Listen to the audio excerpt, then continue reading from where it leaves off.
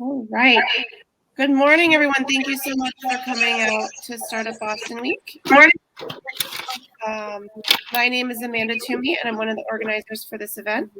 On my screen, you'll currently see the sessions that are happening right now, and you are currently a part of Actionable Insights Business Intelligence for Startups. So if this is where you're not supposed to be, go ahead and navigate either to the Agenda tab or the Change Track drop down at the bottom of your screen, and you can navigate over to watch our other session. But I know we have a lot of great content here, so we hope you will stay with us. That being said, while you navigate around, I just want to remind everybody that we love questions here at Startup Boston, and this panel is excited to see your questions and answer your questions. So please put all the questions in the QA tab on the far right of your screen, and we will get to those at the end. I also think we will be having you answer some of our own questions in the session chat today, so keep an eye out for that when you're listening to your speakers' requests.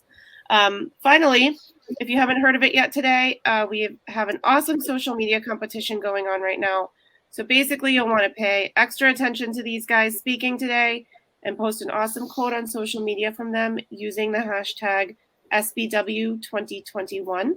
And you'll then be entered to win one of $500 gift cards to a Black-owned Boston business. So make sure you're paying close attention. And that being said, I'm actually going to go ahead and pass it over to your moderator, Deja Bond. Hi, everyone. Thank you for joining us. We're super excited to be here today. Before we kick off, I would love for all of the panelists to introduce themselves. I'm the moderator, Deja Bond. I am a product manager at the Commons Project. We aim to make a norm for those who have been dealing with the pandemic, which is all of us. We're bringing your digital health credentials in the palm of your hand so you can take it wherever you want and safely return to work, home, or vacation. And so I'll pass it off to Brian to introduce himself. Thanks, Deja. My name is Brian DeCandia. I'm a senior manager of business analytics at Whoop. Whoop is a fitness wearable device that tracks biometric data. We look at your body's recovery and your body strain just to help you work out and improve your lifestyle in the most efficient way possible. Great. Thanks, Brian. How about Nishan? Hi, I'm a team lead at a company called Data Robot. We are here in Boston, and we are enterprise AI company. My role as a team lead, I use all the insights for team management as well as product roadmap planning. So that's what I'm going to talk about today. Thank you. Awesome. Let's go to Juska.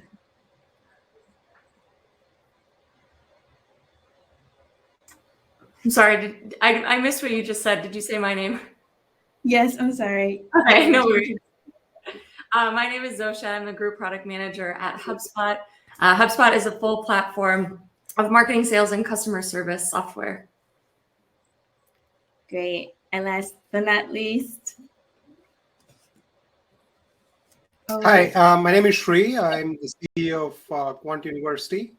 I focus on the intersection of data science, machine learning, and finance, and I'm also a faculty member at Northeastern University. Awesome. Thanks, everyone.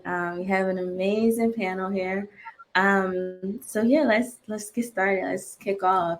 One thing though, if everyone could jot down their background, where they're coming from, what they do, that would be awesome. And we'll monitor that just to see what kind of group we got here today. But let's kick off with this first question. And it goes like this. So, and this can go to anyone, but what frameworks do you use when thinking about business intelligence strategy for startups? How about Zusha? Thanks, Deja. This is something that we spent a bunch of time at HubSpot on a couple years ago when I joined the team to try and understand where had we come from as a company and where did we need to go with business intelligence? And while HubSpot is pretty large to be considered a startup, there are a lot of things that I think need to be thought about right from the beginning, whether you're a company of 3 people or 100 people. The framework that I use to think about is platform, people, governance, and security. So the platform and the people are pretty much the most obvious ones that people think about right away, which is what are the roles I need to have on my team for data analysis and business intelligence? The platform is the tools and, what are we actually going to be using? Are we going to build it in-house? Or are we going to buy third-party software? But the two that often get overlooked is the governance aspect. So who's going to be responsible for the accuracy of this data across multiple areas as we get larger, as we have more data sets, as we have more teams? Who's responsible for making sure that our data is well governed, that we don't have duplication, that we don't have different people creating different versions of the same data. And security is also becoming increasingly important in our digital world, where there are increasing number of different data privacy regulations that need to be followed, and just in general, making sure that your company is safeguarding the data that your customers are giving you. So those are sort of the 4 areas that we dug into when we were building out our business intelligence strategy, and I think is relevant for startups as well. Awesome. Yeah, I completely agree. Platform, people, governance, and security. And before I would like to ask what anyone likes to share and talk about your experience as far as like the business and strategies for your startup. I'd like to dive in here.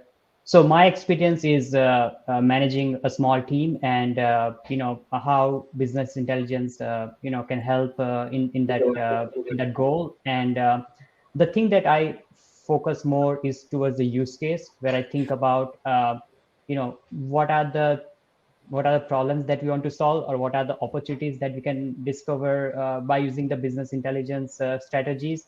In the capacity of small team and small set of people, I don't really need to worry about too much of the data. Security is the important thing, but that is also, when you have small set of data and very confined set of infrastructure, sometimes that's also not too much of a concern. What I'm trying to say is, when you're very small startup, less than 20 people, what you really want to focus on is creating an ROI towards your business strategies. And number one way to think about that is, think about the use case and, start from there. And people, technology, data, everything will fall in place once you start from there. Awesome. Yeah, the business strategy is so important, and you really have to tailor it to the company and environment that you're in. So I completely agree with both of you. Zusha, I know you said that the governance part is the one that gets overlooked a bit sometimes. Nishan, do you agree? Yeah, as the team grows, I think the problem of governance come more and more as you start growing, and you start with something small, and now you can see so many duplicacy. Data governance comes into picture as a story or as a problem as you grow your startup. Yeah, completely agree. Awesome. Do we have any more comments on this from our panelists before I move on to the next question? I think one thing to emphasize is, when you're working as a small startup, you do not have the luxury of building all the bells and whistles. So you got to be nimble and focus on the important things which matters to you. And that is where the power of experimentation comes in. Because you don't have large amounts of data sets like a Google or Microsoft or even HubSpot, wherein you're kind of getting like tons and tons of data and you summarize it and you just build dashboards and say, this is what the world looks like. When you're working on small niches and you're kind of focusing on specific targets, you got to focus on experiments. And these need to be data-driven experiments, wherein you're capturing the essence of what you're trying to get at, then structure the experiment, and then focus on, kind of making those experiments operational, strategic way. You can't just make it available. You can't go to a college campus and then run the experiment and say, I'm going to extrapolate the college results to my entire customer demographics, right? So, and that's where the importance comes in on defining what's the data which is going to matter to you, because that could be scaled later. But initially, if you are not focusing on the important experiments, you're going to get lost in a lot of noise. And at that point, you'll just be working with data and you'll be like getting insights, but it's not going to be actionable. Completely agree. Especially agree with the part of importance and capturing the essence. And this kind of goes back to the point made earlier about the four. I'm gonna keep bringing up your four categories: platform, people, governance, and security. What would you, Sherry? What would you say when you don't have the people to capture like the data? In startups, it's very sometimes it's like 3 or 4 people, and it's people still actually data science, actionable insights, like those are loaded terms. What would you suggest startups do? Because a lot of startups still don't see the importance of data and don't know how to make those insights actionable. They'll get those BI systems and um, they think they're collecting great data, but they're not really asking the questions that they need to ask. Oops, we lost them. Okay. Or anyone can answer at this point.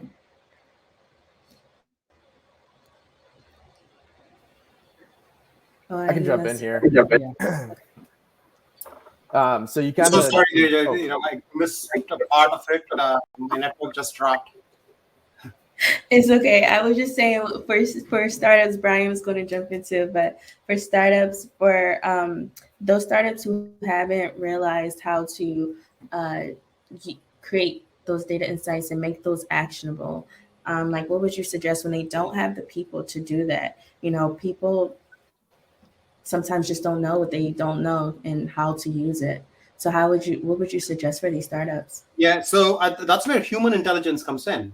Before we delegate it to machines and let them crunch the numbers, we got to ask the intelligent questions, which matters to our businesses, right? So when you kind of start structuring those questionnaires, many a times, we always assume that data is out there. We just need to find the data and collect the data, and that's going to give us insights. Data is not there. I mean, everybody has bits and pieces of information, but you are going to be designing those experiments and those questions and those, in technical terms, the features which are important to you, and you are going to be collecting it. And that's where the power of conversations comes in, because as a small startup, you will be working with different kinds of customers and you're going to be engaging with them in different ways.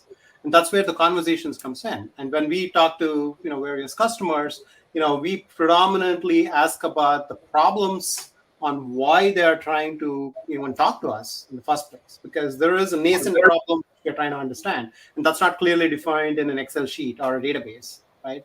So that's where you're going to be asking the important questions on why are they? Is it cost reduction?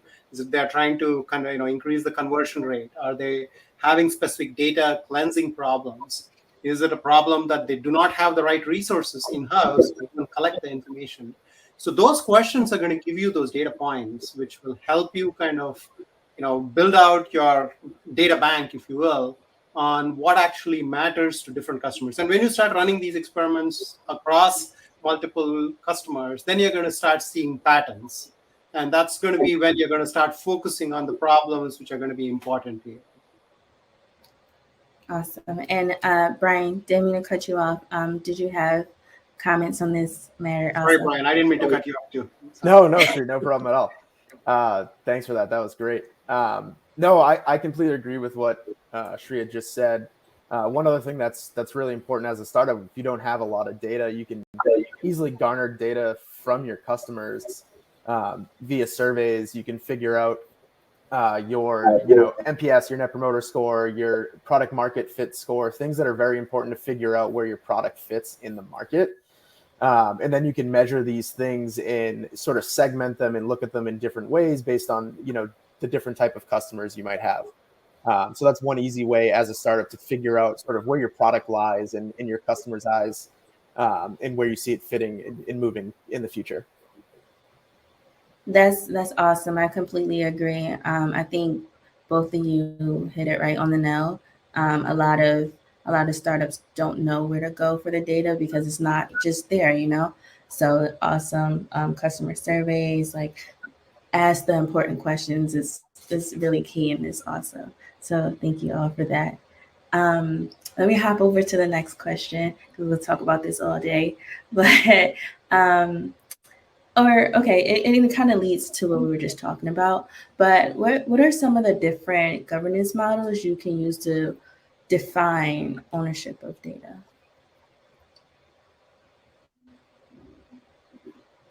I can take that one as well. No one else is going to jump in. So this obviously becomes a much bigger of a concern as you become larger of a company. But even with a small startup size, you're not always going to have one person who is your data person. And so if we think about a smaller company, you could have one person who's responsible for, again, the accuracy of your data. But more likely, you're going to have multiple people who are working with the data and are potentially coming to different conclusions.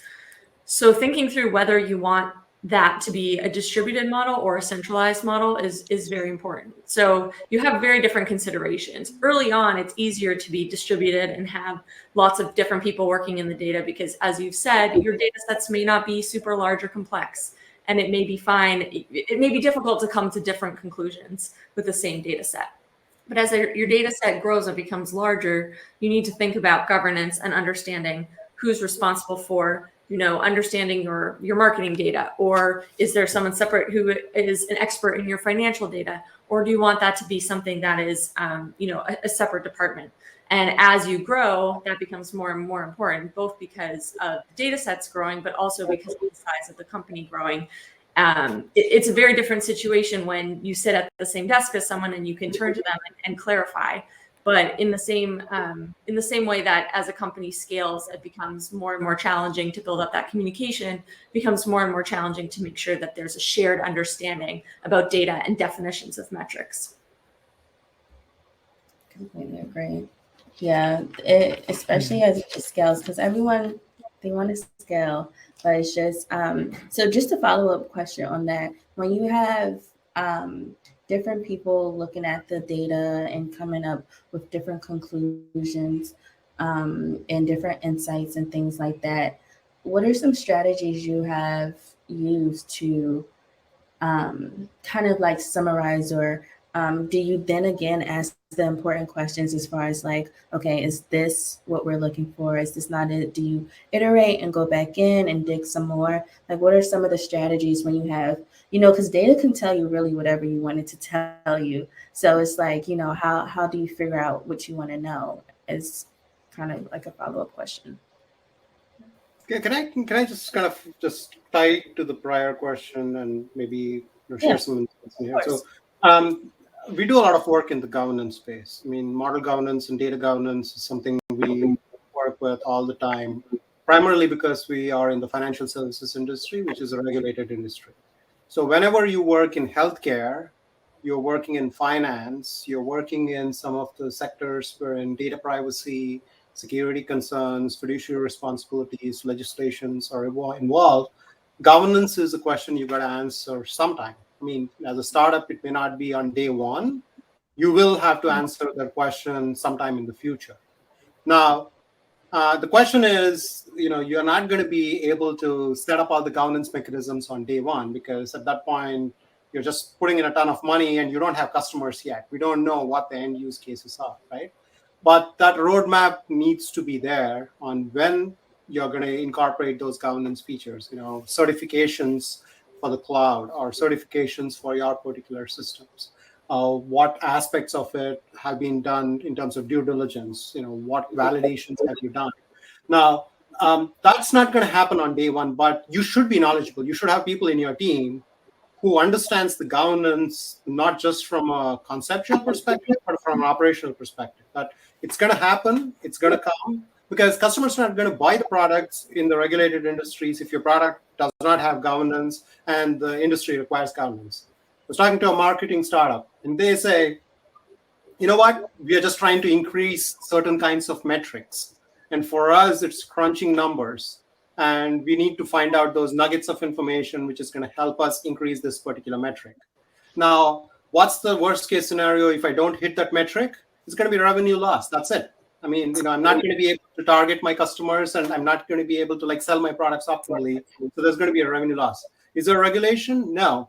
Does anybody care about the governance aspects? No. So if there's a budget which the company has, and the question is, do I hire someone for doing governance and building all the reporting and governance versus hiring another data scientist who can crunch numbers and better models? They will invest in the data scientist, not a governance person, right? But on the healthcare side of things, on the financial side of things, if you just say, I have this really cool model and it does all the bells and whistles, oh, by the way, we don't have any governance in place, we don't know anything about it, and that's a question you're going to answer, they're not going to buy your products, right? So the question there becomes, when you talk about governance, if you are in a regulated space, you got to have those answers. And those answers, me being that, hey, we're focusing on the product, we're doing product market fit, we're trying to understand whether this is going to solve your particular problem. Now the question comes from governance. Well, okay, so let's do a POC. Let's, once you get to this particular stage, we are going to build this layer, or we have a partnership with this other organization who is going to potentially help out with the governance thing, right? So I think that's where the strategy comes in. You're asking about strategy. So that's where the strategy comes in. And for startups, they need to answer that question. Otherwise, they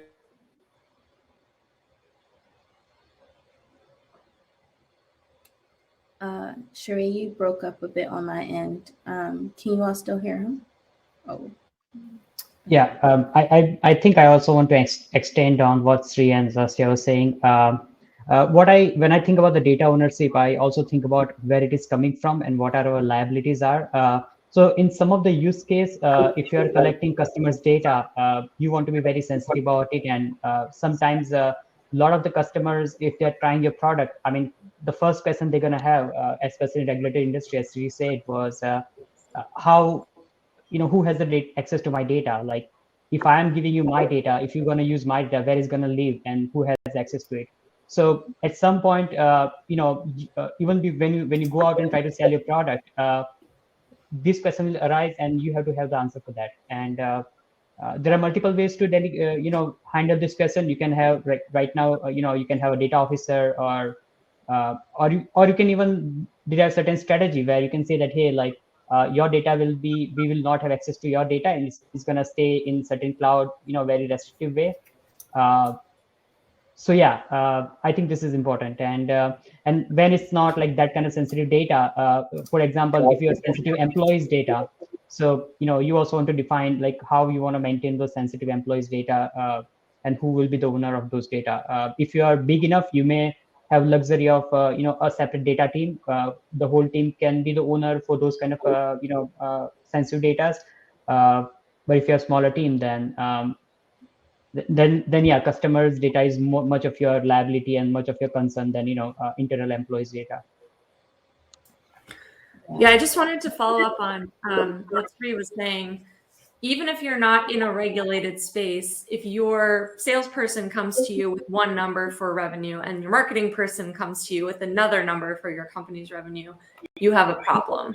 So making sure that you're starting from an understanding of a shared definition of your KPIs, as well as making sure there is a single owner for that, for each, whether it's one owner for a set of metrics or an owner for each metric, understanding that the way you calculate things might be different, but what are the reasons for those differences, right? The marketing person is basing their definition differently than the salesperson, who may only be counting sales that are made directly from the salesperson, right? For example. And there might be reasons why there's those two different numbers, and they may be using them in two different ways, but understanding those definitions and understanding why the differences are there and having that responsibility and ownership is the most important part. Completely agree. Hey, Sheree, you're back. We had some great everyone stepped in for you and got to what you were saying. We do have a question from the audience, our first question. So, how can you leverage actionable insights to drive sales, improve your products and teams further? So this is a very general question, but I feel like it ties in definitely to what we were all just talking about. Yeah, I can start giving some answer here. So there are multiple areas where you can apply actionable insights or use those strategies to improve. So first on the sales side, I think all the sales tool right now has certain ways to capture all the customer feedbacks during the previous sales cycle and ongoing sales cycle. So that can be a good way to understand that what customers are asking for and where are the major gaps are. So that can further help your product your product team to figure out what they should be building next or what they should be prioritizing. uh, on the product side, there is also this idea of customer insights, where you can collect the metrics around what kind of features customer are using more, what they're using less, and there can be multiple channels through which you can collect those data. It could be customer interviews, other feedback channels within your app, or just passively collecting data about customers' usage of your product, and all that can combine into the idea of customers' experience, and then you can figure out how you can improve in different areas that can either help you do some kind of a upsell, or just increase the number of customers by improving your product and customers' experience. Yeah, I'd like to add to that, Deja, as well. For sales specifically, there's a lot of things you can do around segmentation of customers and figuring out which customers you sell to the best. And a lot of that could come from either product research or from marketing insights, from maybe Google Analytics or Facebook ads, to figure out which customers are actually buying your product and using your product. And that's going to help you sell into those markets. So that's one way there to drive some actionable insights with sales. The other thing is to understand the context surrounding the data you're looking at. So knowing exactly what you're looking at as far as your sales data goes, you might not care if you sell new memberships versus like some add-on type revenue that you might gather. Your new memberships might be way more important to you because that's how you grow your business, versus selling somebody either a piece of clothing or a piece of apparel to one specific customer.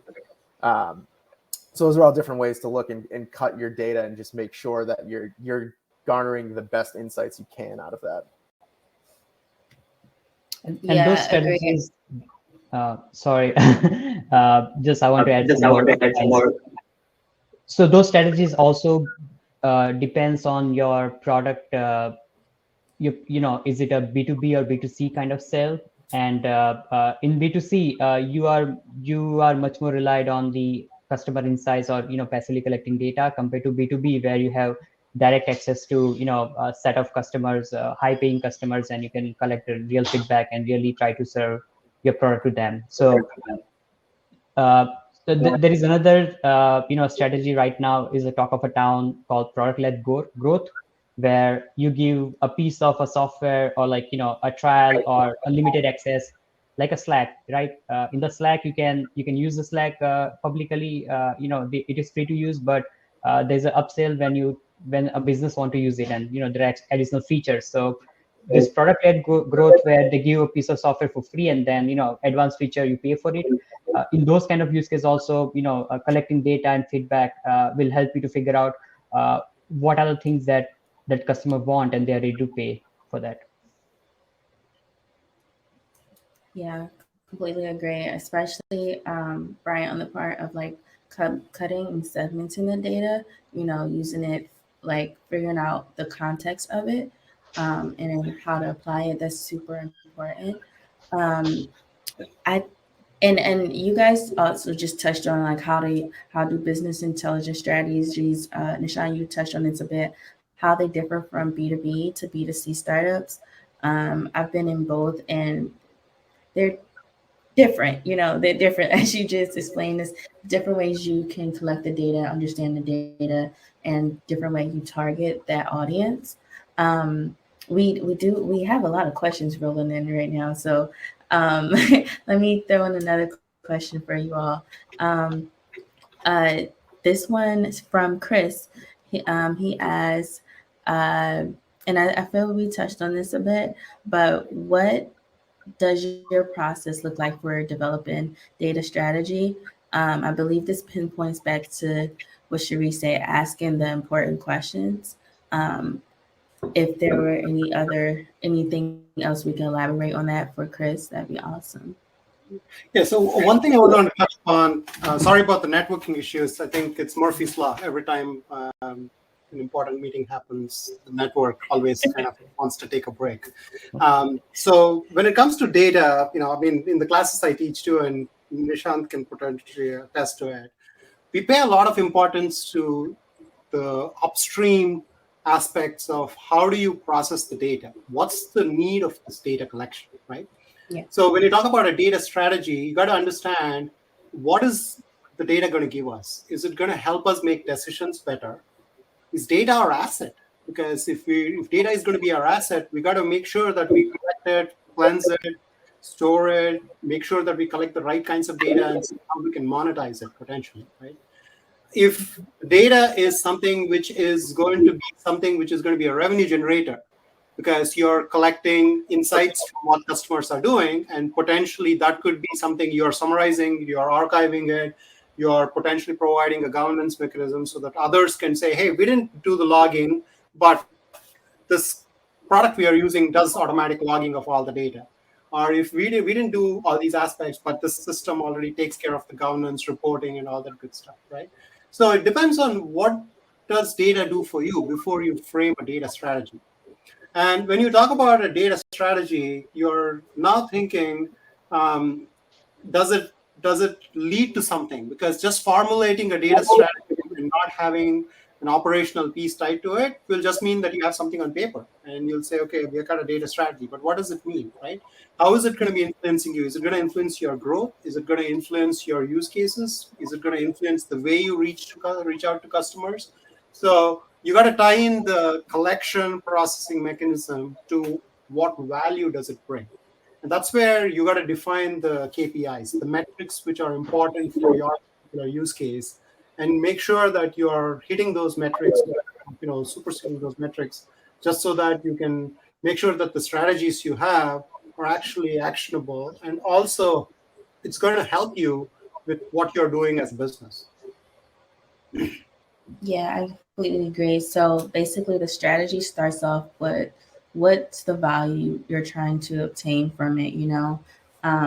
What does it do for you? That's what we have to figure out. If it's something that's driving multiple metrics that you're trying to hit, completely agree. Is it driving growth, revenue? You gotta figure out what you want to know first, and then that's how the strategy comes about and how you can develop it. Um, we have another question from Julian.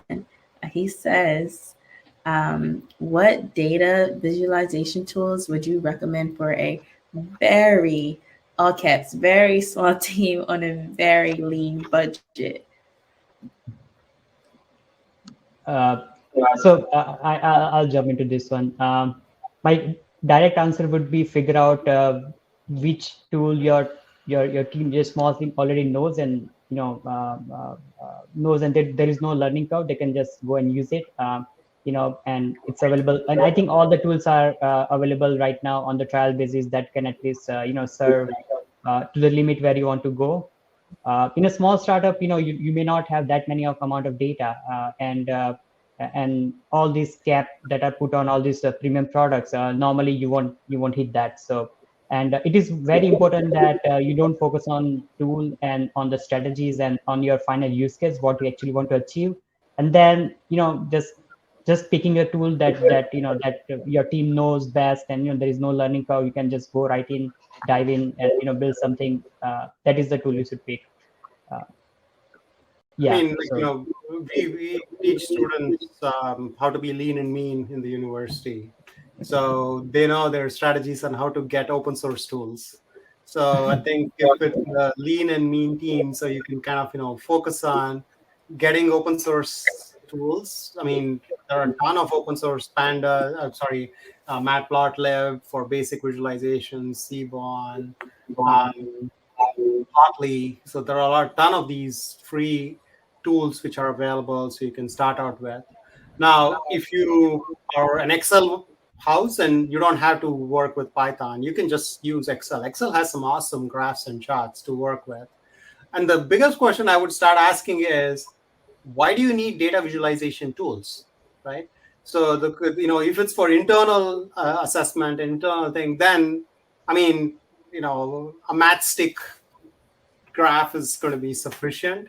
But if you're going to be presenting it to an audience, or if you're creating a dashboard which customers are going to be accessing, then you need a professional looking dashboard. So Apache Superset is a good platform. It's an open source platform, and you can serve content, you can serve graphs, you can serve charts, you can put it on a decent Amazon machine, and you can serve out content. If you are creating a proof of concept and you want to incorporate data visualization tools and make it available to customers, we have been using a Superset and we're pretty happy with that. But if you start getting your funding, then you can go to Tableau and other tools out there. Look at Tableau. There are a ton of them. And just to jump on Shree's point there, it is really important to identify why you're going to need a data visualization tool. Like you said, if you're just doing something on an ad hoc basis where you're going to be, presenting numbers to, your C-suite, or if you need something that's going to update regularly on a daily basis, you might want to use something with a little more automation, maybe something with connectors that you can connect to if you use Google Sheets, or if you use, Google Ads, Facebook Ads. A lot of these tools support those connectors with just usernames and logins, and or like API and secret keys that you can use to connect and pull your data in on an automated basis. But yeah, I mean, if you're going to be using your data just for one-off presentations, one-off visualizations, and you don't necessarily need daily updates, it doesn't make much sense to invest in a visualization tool that's going to allow you to automate processes. At least in the short term, it doesn't. Yeah, and I agree. There's a lot of tools on the market, and it's like persuasion. These startups think they need Tableau as soon as they start, or something like that. I think the important thing is like you said, Excel is awesome. People take classes on it to figure out how to use it to its fullest capability, and it has some awesome visuals that you can create from the data there. So that's definitely a great start.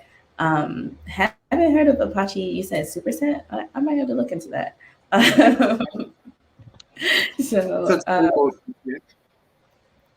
What'd you say, Sherry? It's a pretty cool tool. Yeah. Yeah, definitely got to look into that. And Julian, he kind of followed up by saying, like, investing into something. When do you invest into something like Tableau? And Sherry, you kind of hit on it. It's like, you got to figure that out as far as like, what are you trying to visualize? Why do you need it? And I think that was kind of captured in what you were just talking about. So awesome. Oh yeah, he said great advice. Thank you. Okay, well, time is moving super fast. We'll hop down to another question. So this one says, how can actionable insights help in product-led growth for the startups? Yeah, we kind of touched on this a bit, but if we could deep dive a little bit more into just being product-led, I think that's a question in itself. Product-led companies, because many companies are structured different, as we know, when it comes to startups. So if anyone want to jump in on this question. I can go in. So first question about product-led growth. It has become very, very famous in the VC world right now. People want to hear about that you are doing that. which is essentially you build something and then you give. So if you're building a software product, like it's more like upscale model where you give some part of product to be used as a free model, and then if customer want more, then they ask for pay. So that's how you get your customers on the board first, and then when they got hooked, basically you can then you can start charging. And in this model, the best part is you already have people using your product. That means you're going to have a lot of data already about the customers and their use case and in which way they're using the product. Also, you can collect a lot of feedback, because while they're using the product, you can always provide follow-up calls, meetings, or even within the product, you can provide some small feedback area where you can collect all the feedbacks. So it's a great way when customer is already using a product and it's a free, and you're collecting a lot of feedback, and that can help you devise the plan for what they're using more, what they're using less, and in which area you can grow more. I'll stop here. If someone else want to enter in the discussion, I have some more example, but we can. Okay. So I just want to add there, when you talk about like product-led growth, the question is why, right? So many a times you're thinking about building some features, building product things, and now you're questioning who's going to be my end customer. And you want to do your product market fit. You want to validate your product ideas. You want to make sure that it's actually usable. You want to get feedback from your customers, right? So all those basically mean that you want someone to beta test your products. And in the past, people would put out everything and say, hey, we're opening up for beta testing. Who wants to join our beta testing? And you would have enterprise customers who already use your products join in and say, okay, fine, we'll test it out. We'll give you feedback.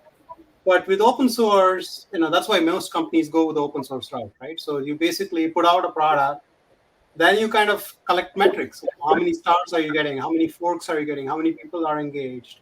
What's actually the usability of the product? Who's actually using it? And then when people start asking for features, now you have, basically product management happening in real time. When end users are now asking for features, saying, I use this, I like this, but I need this. Right? So that's basically validation.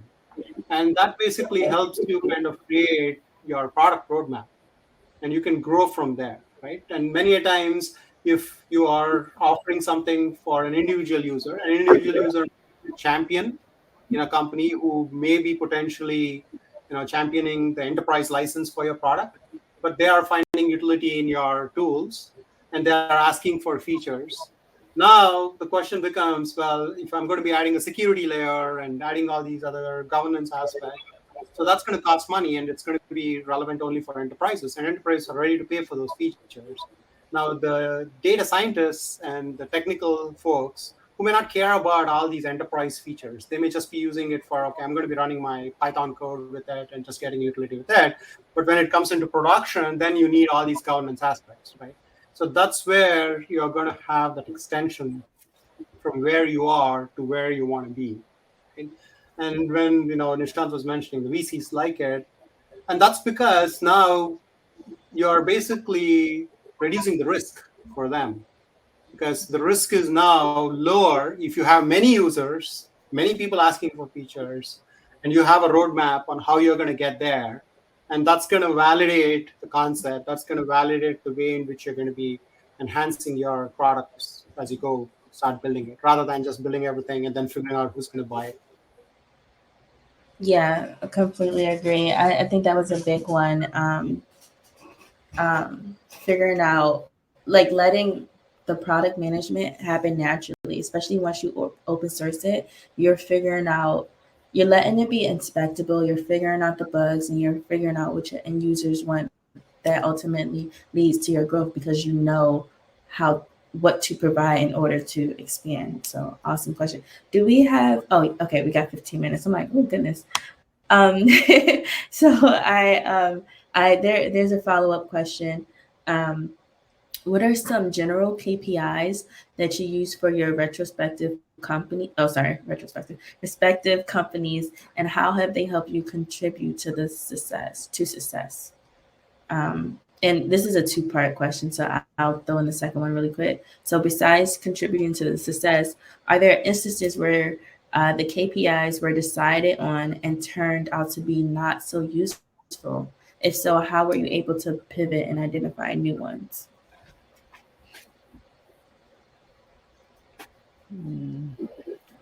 Yeah, so I can hit on that first one.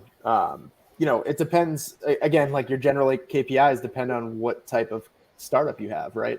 If you're a SaaS startup or an apparel startup or something like that, you're gonna want to know how many customers are purchasing your product or how many customers are visiting your site. How much revenue are you making on a per customer basis? Like those are going to be your most important metrics as you start and try to scale up.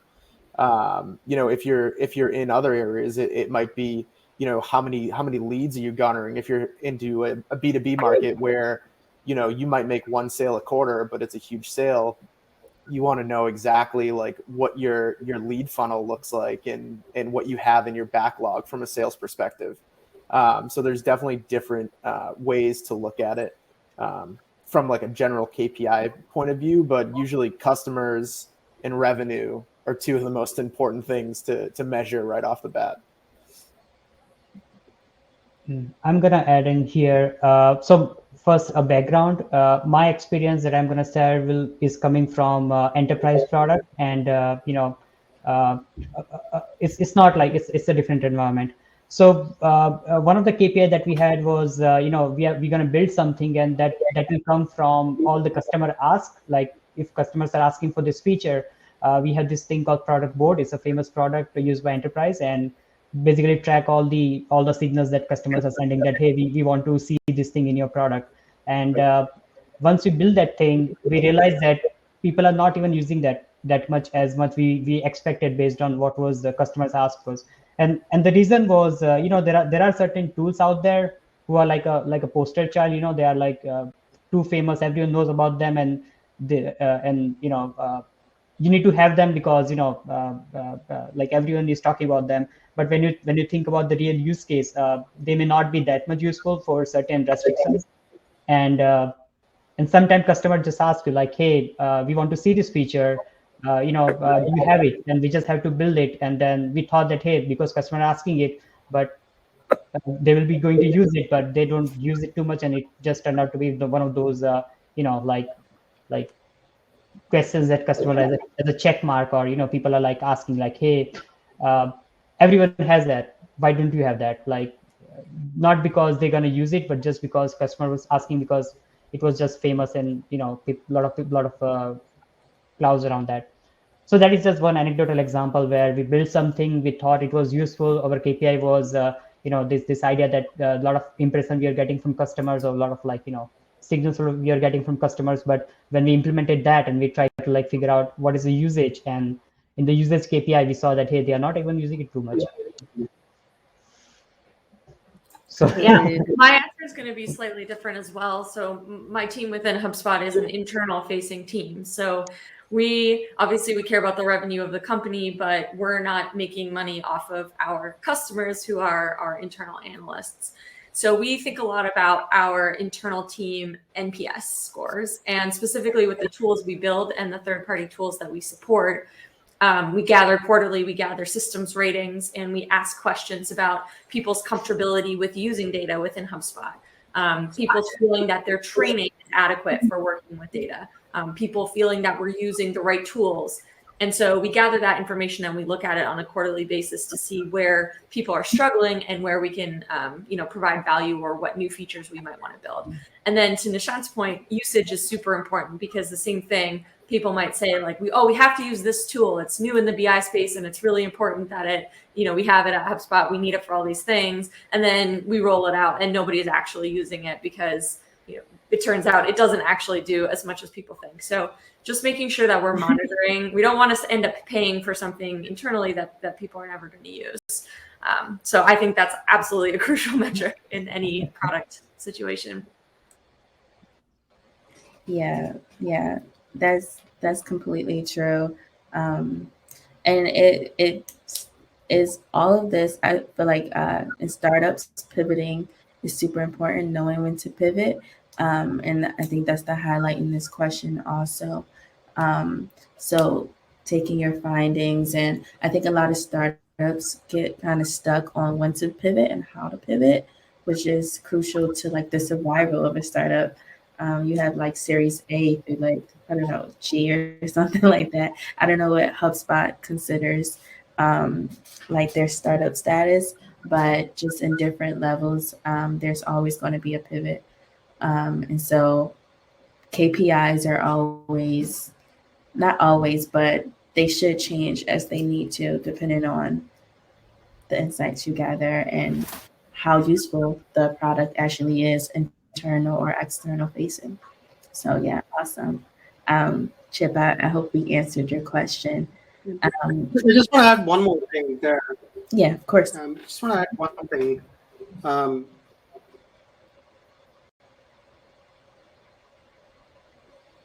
you hear me? Yes, we can hear you now. So I just wanted to add one more thing. KPIs are very personal for a startup.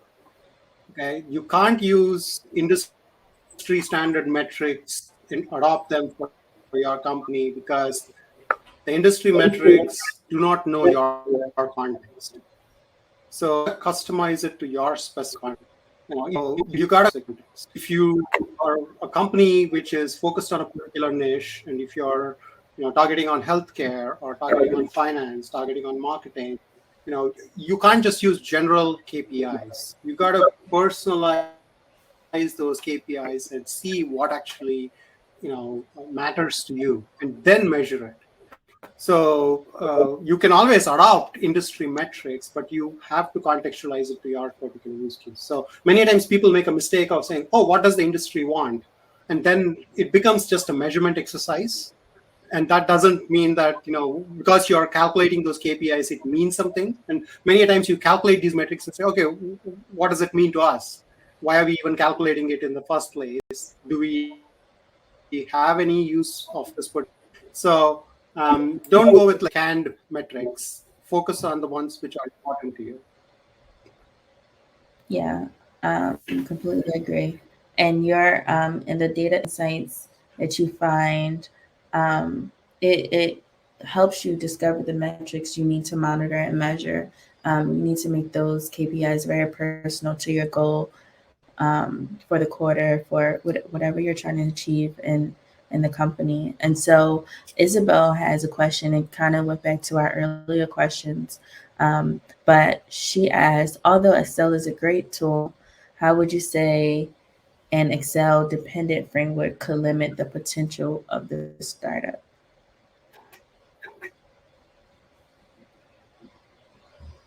Well, I think one obvious way is that if your data becomes large and complex, you're going to reach a point where you can't use Excel for it.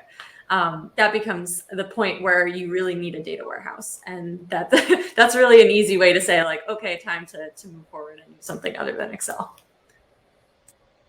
Yeah, and I'll just add one thing too. Like if your data is small enough, if you're a small enough startup, you don't have much data, Excel does have a lot of ways you can share documents and collaborate across different teams and across different analysts. So you don't feel like you're working in a silo on an Excel sheet. You can actually collaborate with the rest of your team. Yeah. When your data becomes too big for Excel, you got to move on. And I've definitely experienced that, especially as startups expand, super important. Hakeem asks, when selling data packages to government agencies, what is the best strategy?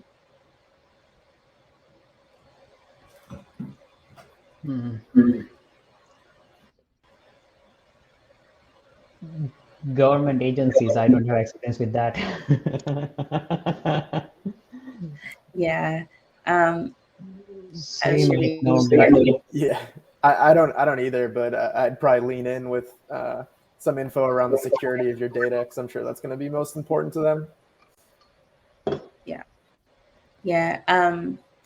I've personally had experience with that. I don't think the monitor. Am I supposed to talk about my experience? Um, just a quick note, Hakeem. Selling to government agencies is a completely different field. Like governance is probably going to be like top one priority for them. And like Brian said, data security.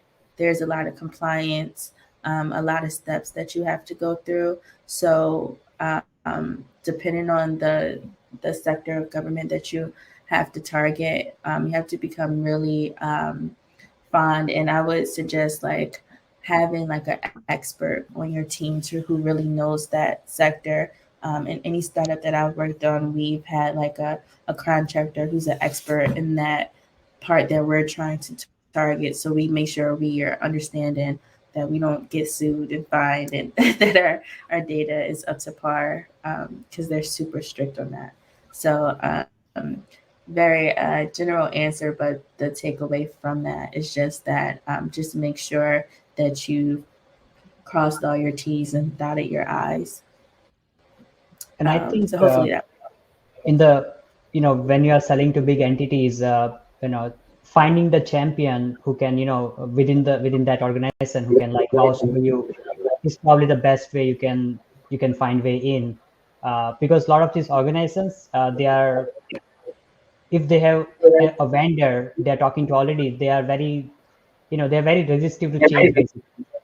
So if you are like trying to go and sell something, you need to have someone within the organization who can you convince first, and they can then go ahead and like talk to the members, or like technically become a champion for you in that organization, so that you can sell your product. Hey Amanda. Thank you, Nishai. Hi guys, we have about 3 minutes left to answer questions. Cool. We have, let's hit this last one. What are some of the best practices to help drive adoption of insights from data? I think this is a great last question.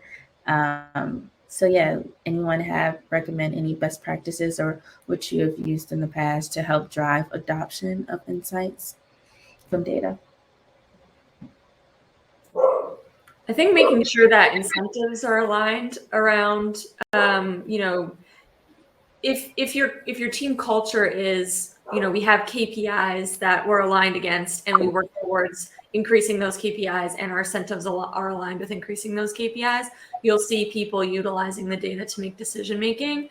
If you don't have that type of culture, it's harder to get people feeling comfortable that way. So it really has to start from the beginning of making decisions based on data and making sure that you align incentives with those KPIs.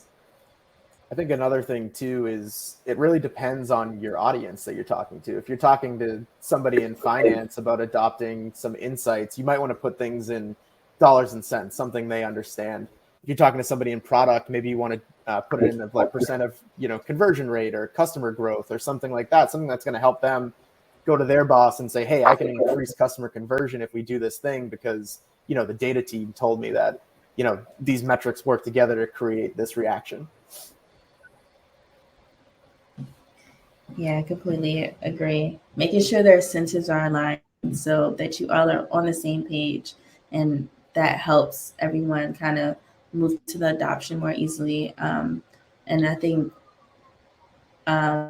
you all mentioned earlier when it's like conflicting views or just it's too much isolation, it's hard to get everyone to be on the same page as far as adoption, and because data insights it's not anything easy, and so you all have to make sure that you're reaching for the same goal. Awesome. We have 46 seconds. This has been a great session. Any last comments before we wrap up from the team? I think it was great. Enjoyed here too. Awesome. Thank you, Dana. Oh, thank you all. You've been amazing. I took a lot of notes to take back to my team. So You've been amazing. And I want to thank everyone for joining and asking questions and tuning in. And I hope you enjoyed our session. Awesome. Bye.